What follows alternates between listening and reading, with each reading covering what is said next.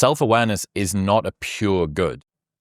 The humiliation of speaking and failing leaves a scar, but the decades-long erosion of never speaking leaves nothing that you can point to, which explains why people stay in the wrong job, the wrong relationship, the wrong version of themselves for years, not because they don't know better, but because action demands stepping into an unrehearsed future.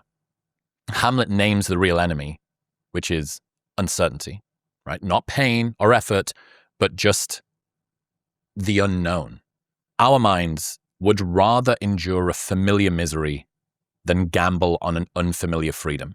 Even suffering becomes tolerable once it's predictable, but people would rather spend years in misery than risk a few days of pain.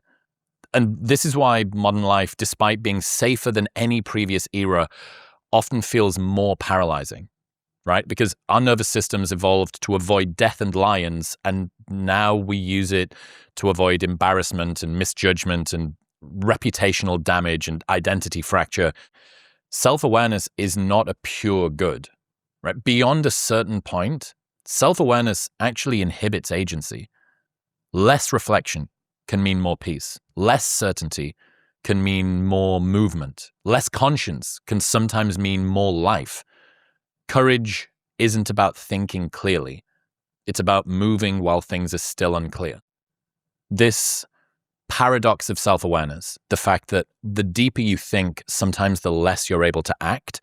If your mind is able to generate realities more quickly than you are able to come up with solutions or move through them, you kind of have this weird cost-benefit imbalance, or maybe like a cost-profit. Your balance sheet is offset where the overheads are higher than the revenue.